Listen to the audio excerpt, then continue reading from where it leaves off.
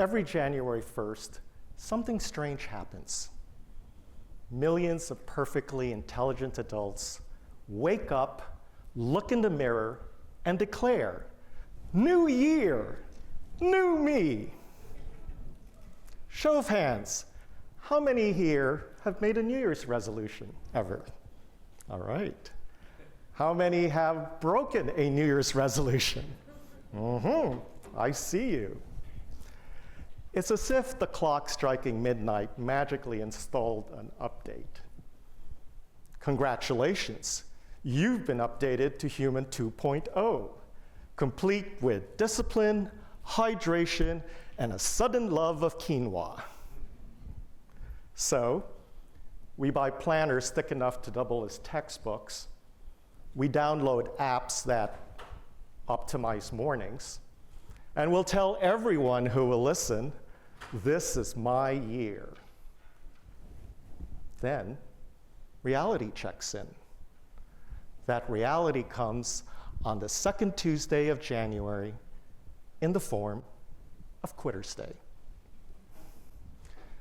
Quitter's Day isn't a myth.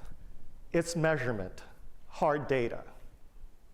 Strava, the fitness app, analyzed over 800 million activities and found a global drop in effort on that day. On that second Tuesday of January, we see emptying gyms, broken meditation streaks, and kale that is slowly decaying in the fridge. And it's not just Strava.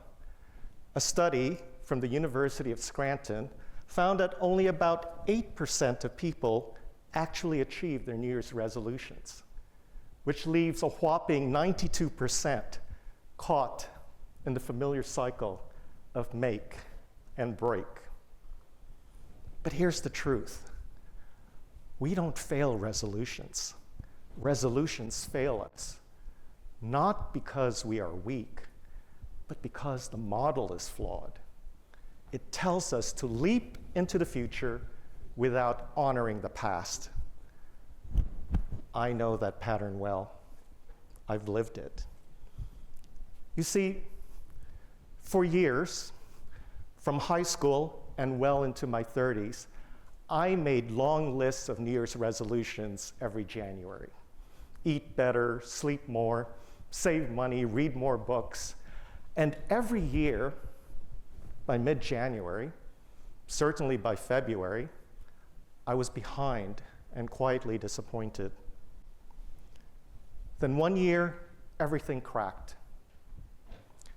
I was working and traveling nonstop, launching big hair care brands across Europe, the Middle East, and Africa, and Asia Pacific. I ignored every single signal my body sent. Overeating, overdrinking, not sleeping for more than a few hours, sprinting through my weeks and working well into my weekends until my body simply quit. My mind was foggy, my body done, and I just broke down. I recall sitting on the edge of a hotel bed in Hong Kong, the curtains still drawn, a cold room service tray beside me untouched, and realizing I couldn't get myself to stand up. In that pause, I rediscovered Janus, or Janus, the ancient Roman god of beginnings, endings, and transitions. Sitting on that Hong Kong hotel bed, I reached for my journal. It wasn't even January, it was September. But as I flipped through older entries, a memory surfaced. An image I had once seen in the Encyclopedia Britannica my family owned. It showed Janus, the Roman god with two faces. One looking to the past, the other the future. It hit me. That's exactly where I was, caught between what needed to end, my burnout, my inattention to self-care, and what was waiting to begin, a better state of being. That morning wasn't failure. It was a threshold moment. It was a space between what was and what can be. In the weeks that followed, I took what's now called a radical sabbatical, pressing pause on purpose. In that time, I was exploring who I was, how I was showing up, and what needed to shift to truly recalibrate and rejuvenate. I gained perspective on balance, rest, and worth. When I eventually returned to my marketing career, I did so with more clarity and more creativity than ever before. And most importantly, a new respect for reflection itself. From there on, I got to pursue a lifelong dream to write and to be published. Janice looks both ways, back and forward, because every doorway has two directions. One that asks, what did this past year teach me? And the other that asks, who am I becoming next? To the Romans, thresholds belonged to Janus, not because he controlled the future, but because he respected the past. You can't step into what's next until you've made peace with what has come before. Beginnings aren't blank slates. They're thresholds, spaces between what was and what can be. So take a breath. Think of one lesson you have learned from the past year that you would like to carry forward. One lesson. That's Janice already turning the hinge. And don't just take my word for it. Researchers at Harvard Business School found that even just a few minutes of structured reflection can improve performance by more than 20%. The evidence is clear. It's not willpower we lack. It's reflection, context, a pause. Reflection isn't looking backward. It's looking inward long enough to move forward wisely.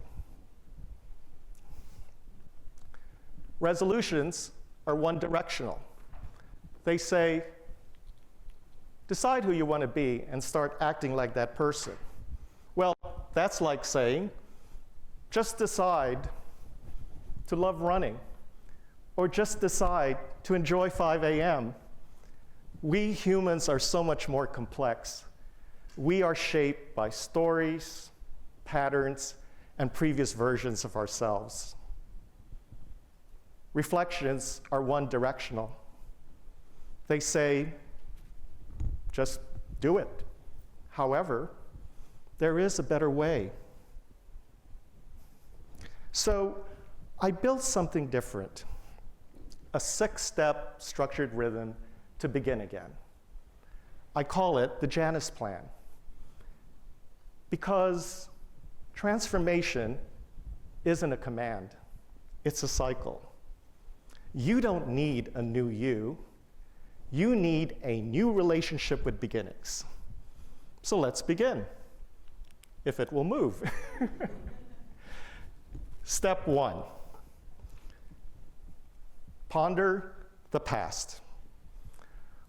Honor the year behind you, its wins, wounds, and whys, as well as the good, bad, and ugly. Reflection isn't nostalgia, it's navigation. Ask yourself, what did I learn this past year about my energy, my boundaries, my joy? Step 2, frame the future. Define direction before you chase any goals. Ask yourself, what kind of year do I want to live? Choose one word. Steady, curious, kind, brave. Let's go with steady. then complete the sentence. I practice steady by protecting my sleep and sanity. Then move on and identify goals that support that one word, that chosen direction. And ensure that they are SMART goals, which you may know about. SMART: specific, measurable, achievable, relevant, and time-bound.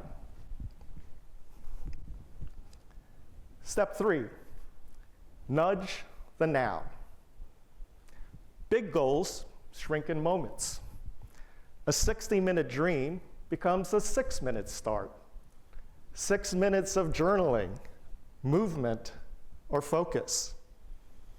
Identify something you procrastinated on to lighten your burden and spark momentum. Because even small hinges open big doors.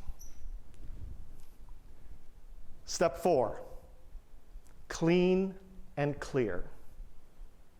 Let go of or address head-on anything that crowds your focus. Old clothes, a cluttered desk, any self-doubt, unpaid bills, unwritten emails, unopened tabs. Letting go isn't loss, it's bandwidth. Step 5, revel in ritual. Rituals remind us that change isn't performance, it's practice. So go ahead and light a candle before deep work. Touch the doorframe and say, I step across as who I choose.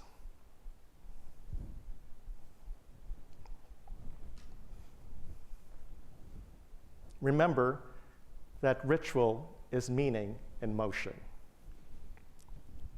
And finally, step 6, revisit and reignite. Don't have one giant goal for 12 months. Break it down into smaller goals and accompany it with small rewards along the way. Set 12 small recalibrations. Call them Janus check-ins, put them on your phone.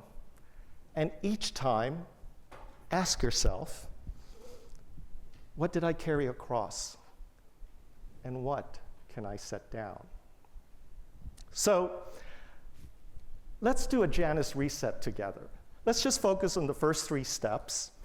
I'd like you to join in. You can close your eyes if you want, however you want to approach it. And let's begin. Step 1, ponder the past.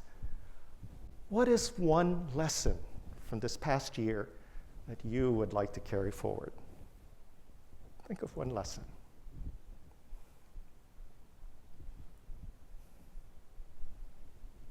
Step 2, frame the future. One word to define your future forward.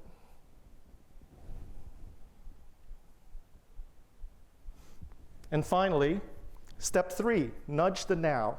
One step, one action you can take in the next 24 hours to live that one word. Just one action. That's it. That's your mini threshold moment. You just crossed a new doorway on purpose. So what I want you to do tonight, before you go to bed, is I ask you to jot down your answers to these 3 steps. Let them marinate overnight. See if they still resonate in the morning. Don't be afraid to revise them, dwell on them, but certainly act on them. Now, some of you may be saying, Jobert, this is all well and good, but I need big goals. Of course, big goals are the mountains, but the Janus plan is your trail map, your compass, and your water bottle.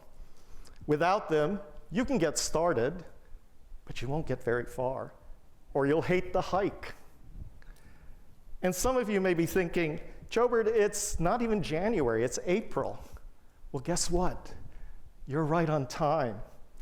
Janus doesn't care if it's January, April, or whenever, although he does like that January is named after him.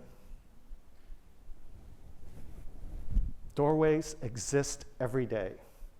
The question isn't just, is this a new year? The question is this a moment worth beginning again on something in particular? When I stopped making resolutions and started making space, I changed. I didn't chase my year. I started living it. I replaced how do I become perfect with what would make me proud next week.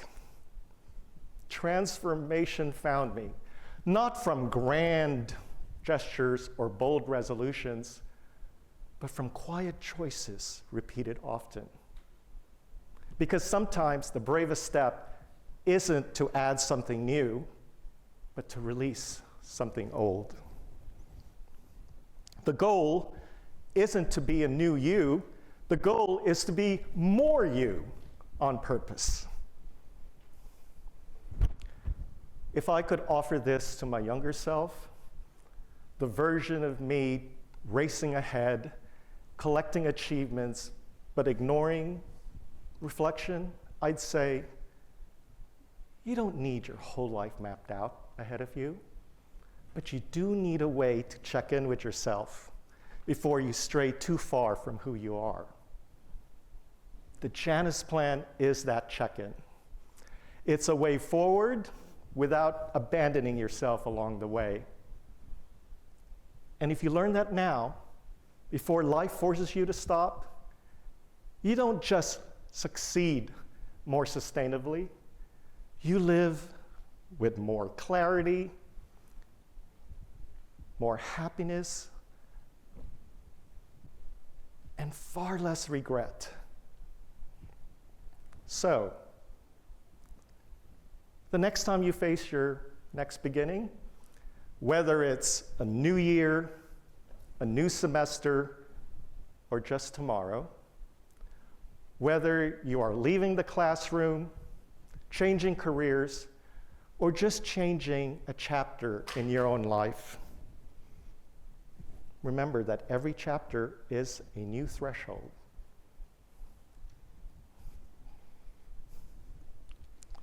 Hashtag be like Janus. You don't need Human 2.0. You don't need a software update. You just need a moment, a threshold, and the courage to step through with intention. Look back with honesty, look forward with clarity, and step through the doorway with intention.